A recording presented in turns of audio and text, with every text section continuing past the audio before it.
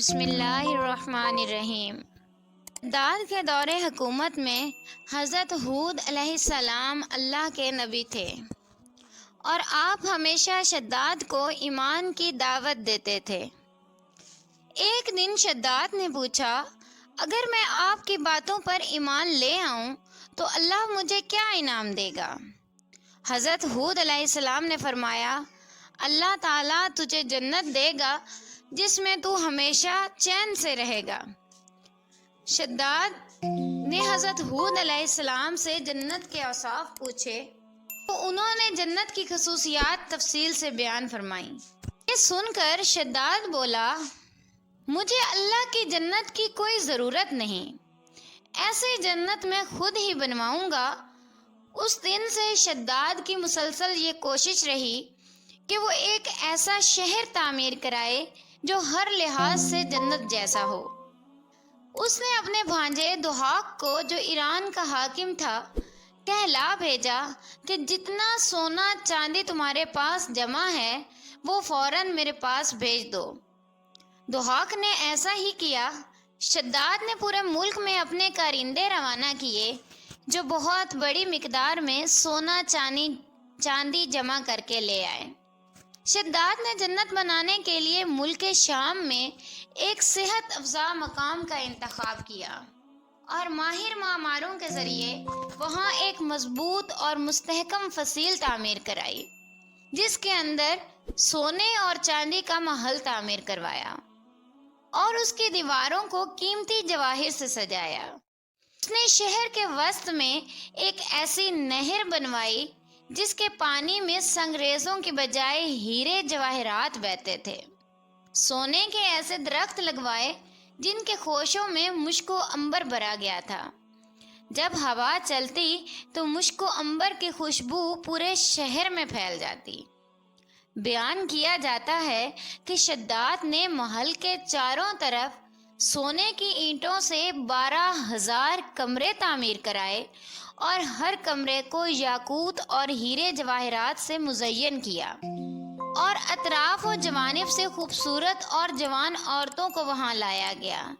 یہ عظیم الشان جنت نما شہر 500 سال میں مکمل ہوا اور شداد کو اس کی تکمیل کی اطلاع دی گئی۔ اطلاع ملتے ہی شداد بہت بڑا لشکر لے کر اپنی جنت کی جانب روانہ ہو گیا۔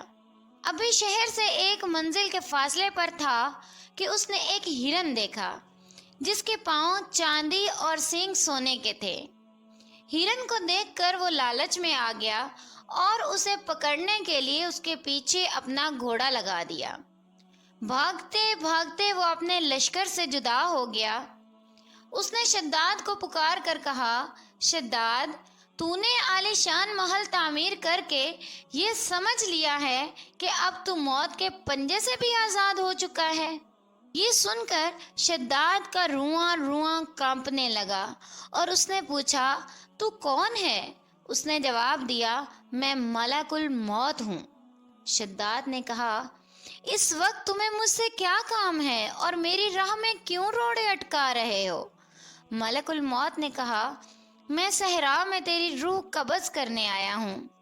شداد نے کہا، مجھے کم از کم اتنی مہلت تو دے دو کہ میں اپنی بنائی ہوئی جنت کو اپنی آنکھوں سے دیکھ لوں۔ ملک الموت نے اجازت نہ دی، چنانچہ شداد گھوڑے سے گرا اور مر گیا۔ اس کے لشکر نے ایک آسمانی چنگھاڑ سنی تو پورے کا پورا لشکر آن واحد میں ختم ہو گیا اور جنت جانے کی بجائے ملک عدم پہنچ گیا۔ ایک دفعہ اللہ تعالیٰ نے ملک الموت سے پوچھا، روح قبض کرتے ہوئے تمہیں کبھی کسی پر ترس بھی آیا؟ ملک الموت نے عرض کیا، جی ہاں، 2 دفعہ مجھے بڑا ترس آیا۔ پہلی دفعہ اس وقت جب سمندر میں ایک ماں اپنے شیر خوار بچے کے ہمراہ سفر کر رہی تھی۔ سمندر میں طوفان آیا، کشتی ٹکڑے ٹکڑے ہو گئی۔ وہ ماں ایک تختے پر اپنے نوزائیدہ بچے کو سینے سے لگائے سمندر میں ہچکولے کھا رہی تھی۔ اس وقت مجھے آپ کا حکم ملا کہ اس عورت کی روح قبض کر لی جائے۔ چنانچہ میں نے اس عورت کی روح قبض کر لی اور وہ بچہ اس تختے پر اکیلا رہ گیا۔ پھر وہ تختہ ایک جزیرے پر جا لگا اور دوسری مرتبہ مجھے شداد کی روح قبض کرتے ہوئے بڑا ترس آیا۔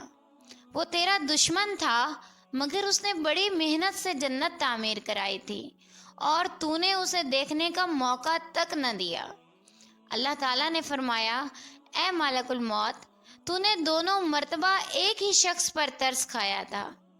تختے پر جس بچے کو تو نے دیکھا تھا، ہم نے اس کی پرورش کی، اسے عزت دی، اسے اقتدار دیا، اور وہ بدبخت ہمارا منکر بن بیٹھا اور ہماری جنت کے مقابلے میں اپنی جنت تیار کرنے لگا۔ در حقیقت شداد ہی وہ شیرخوار بچہ تھا جس کی ماں کی روح تو نے قبض کی تھی۔ خدا کے انکار کا یہ نتیجہ تو دنیا میں ہے اور آخرت کا عذاب اس سے کہیں زیادہ ہے۔ اللہ تعالی ہم سب کو ایسا غرور اور تکبر کرنے سے بچائے، آمین۔ وما علینا الا البلاغ المبین۔